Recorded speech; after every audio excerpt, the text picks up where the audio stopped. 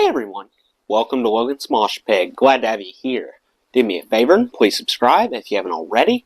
I know what you need, some more rock and read.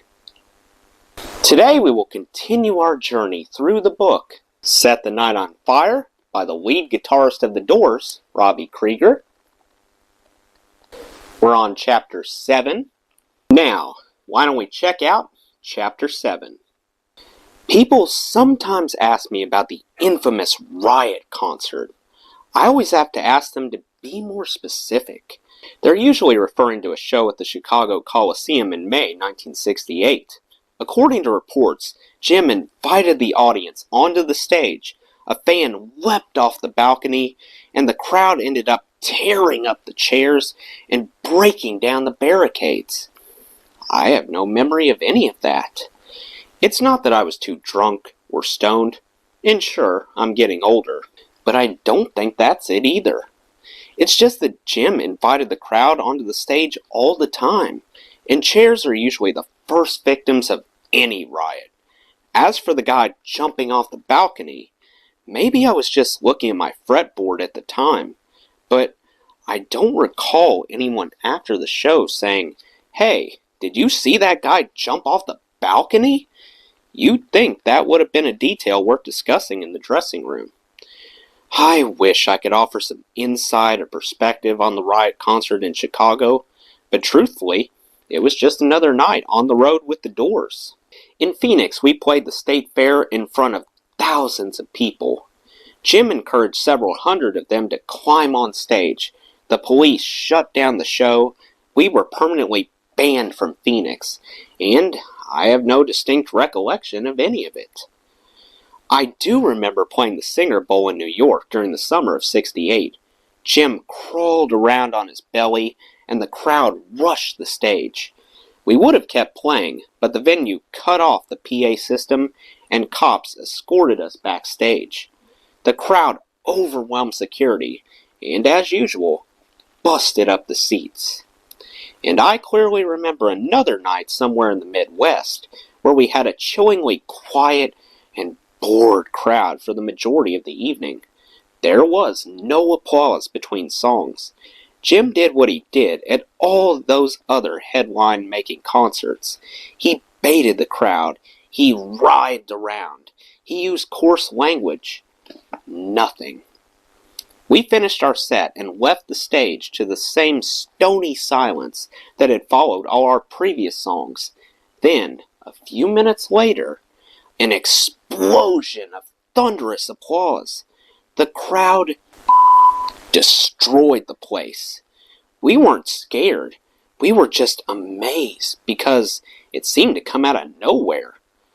I don't know if it was pent-up energy or if it just took a moment for Jim's incitements to sink in, or if the crowd just didn't know what to make of us at first. But yet again, hundreds of fans rushed the stage, and yet again, hundreds of innocent chairs met their untimely demise. We enjoyed the idea of pushing limits, and it seemed like the crowds enjoyed it as much as we did. If the crowd didn't riot, we felt like we hadn't done our job. And if the crowd didn't get a taste of New Haven, they felt like they didn't get their money's worth.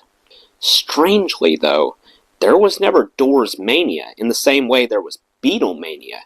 No matter how crazy our concerts got, we didn't have girls chasing us down the streets or fans mobbing us at airports. Every now and then, we'd have fans surrounding our car, reaching through the windows and trying to grab Jim's. But it was the exception, not the rule. When we played the Spectrum in Philadelphia, the promoter hired several rather large bodyguards to escort us to the stage, but only because we had to march directly through the crowd to get there.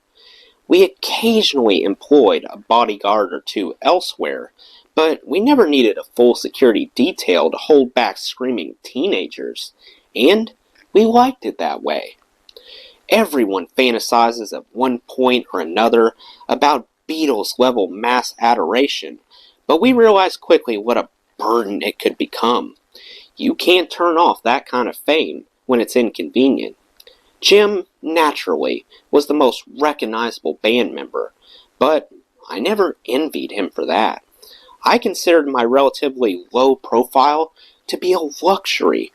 I felt like a fly on the wall, watching an amazing story unfold, and if things ever got too hot, I could run away without being chased. In general, we all felt lucky that we could live our lives and treat our fans like fellow human beings. Even at the Singer Bowl, the site of one of the most savage chair massacres in history, Jim spent some time before we went on, walking among the crowd, politely chatting with people, and signing a few autographs. There was no screaming, no hysteria.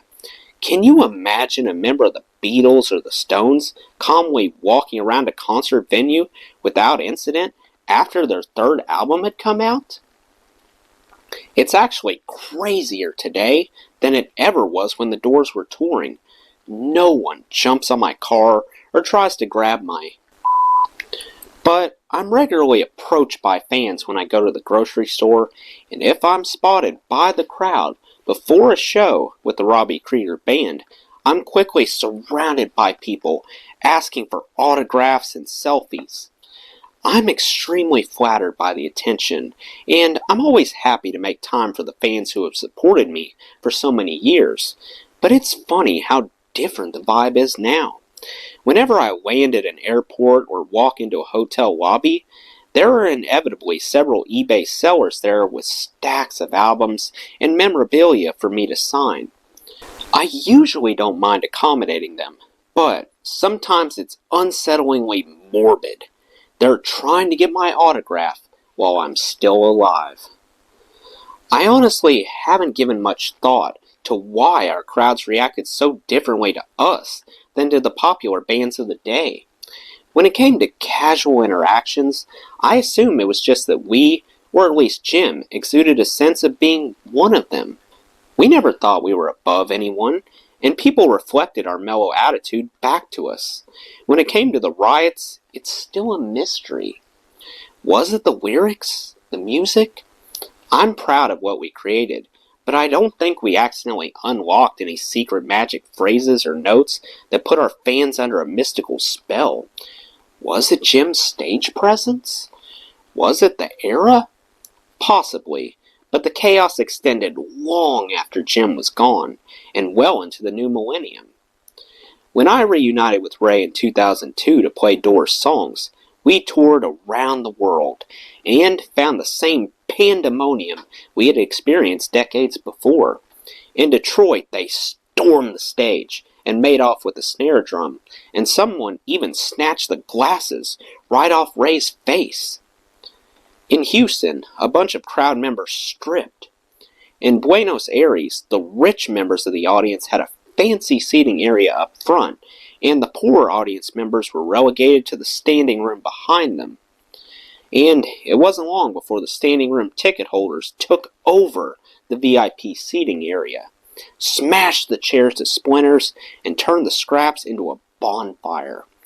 The venue staff hosed down the flames while we played, and the rich people stood for the remainder of the show, just like everyone else.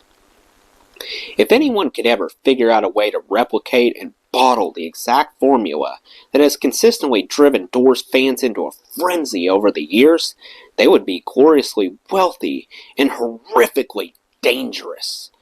Whether it was the combination of the chords we used, or the lyrical imagery we brought to life, or Jim Morrison haunting them in person or in spirit, I'll never know. But whenever the lights are low and the music of the Doors starts to play, something always stirs.